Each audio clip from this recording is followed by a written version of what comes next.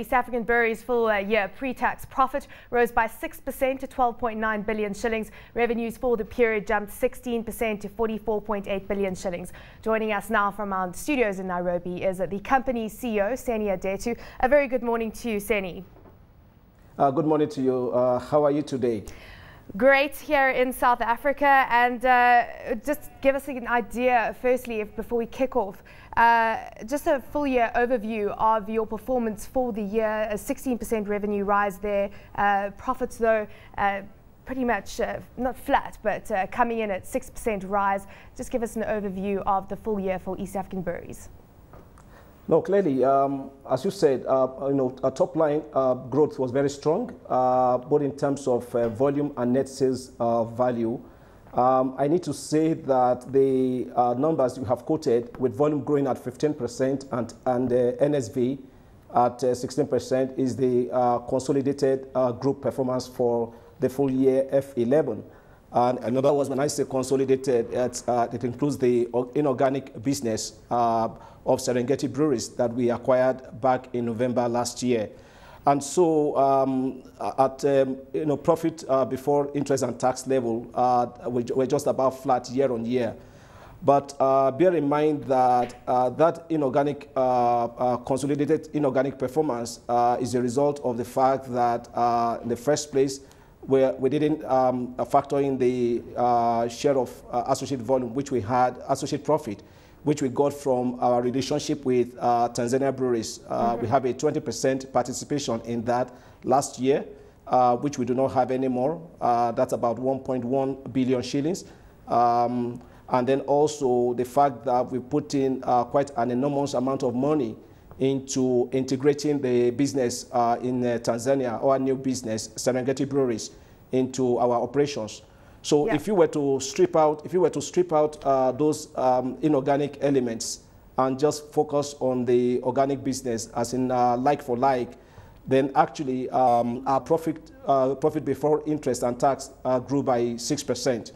From our perspective, given the challenges in the economy in the last year, given issues of new regulations in Kenya in relation to the Alcohol Drinks Control Act, and I can speak to that in a minute. Given the issues of excise tax increases, the ban on certain products or packaging in Uganda, like sachet, putting all of that into consideration, clearly it is our perspective that this has been a creditable performance. And we are also happy that we're able to actually declare a dividend this year. And so from our perspective, very good performance. Let's just take a look at the Kenyan market specifically. 15.5% inflation in the country at this stage. As you say, there are a lot of other factors which have affected the business there, the new Alcohol Controls Act being one of them. Take us through how you're managing costs and margins in light of these pressures. Oh, that's a great question. Actually, if you look at organic business, that is without the impact of the 8 months SBL consolidated performance, you would see that our COGS, cost of goods sold, actually grew by only 2% on the back of a 6% volume growth. And I think that speaks to the increased focus that management has placed on managing operating costs. And so we've had to get very creative around what we call brand value engineering, which is really around recipe input management. And so where we are able to substitute some malt or barley for a cheaper sorghum without obviously affecting the product integrity of our brands, then we have done so and gotten some benefits out of those. We have had, in addition to outsource some of our operations in a way to enjoy some benefits around cost efficiencies. So our logistics, our warehousing operations, in some cases, both in Kenya and Uganda, have been outsourced, and we're really getting some benefits out of that.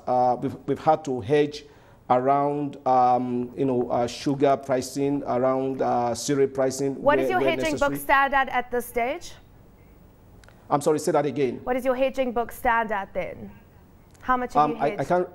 I can't remember the absolute figure up front, but I know that we were hedging around about 50–60% of our overall input costs around cereal and sugar, which obviously you would appreciate from our perspective is a significant amount. Yeah. Because our business is all around cereal and sugar from an input standpoint. And that is in the Kenyan region or East African region? Across East African region. Yeah. Across East African region. So speaking specifically, therefore, about the impact of the new regulation in Kenya, I think the first thing to say on that is that we very much buy into the intent and spirit of the new Alcohol Drinks Control Act because it was always intended to protect legitimate businesses, obviously like ours. However, the challenges that we're having with this, and we have expressed those to the government, will be around the fact that somehow there are some clauses within the act that do not necessarily serve the purpose that is intended in this case, and in fact, in some cases, are not practical from an implementation standpoint. And then the second point to bring out from that is that we do know that the administrative apparatus to really go out and really measure and manage the implementation. Seni, we are running out of time, so I'd like to, sorry to cut you off there. There are some important facts that we need to get through also in the East African region in your plans there. Can you just give us an idea of what your plans are in South Sudan, SAB Miller, currently the only brewer there, and what your capex spend will be for 2011 and where the key spend will go to in the region? Okay, with regards to Southern Sudan, clearly we are market leaders in that market. It's a key market for us. We are currently evaluating the options available to us to go into the market. We are currently there by way of third-party distribution, and actually we have market leadership of that market.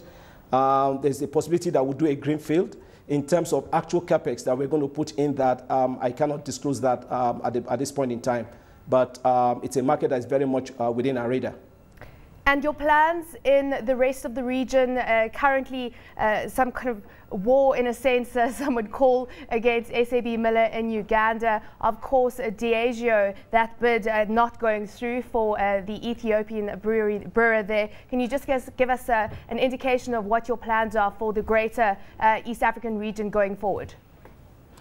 Clearly, from an EABS standpoint, our responsibility is to cover the East African geography.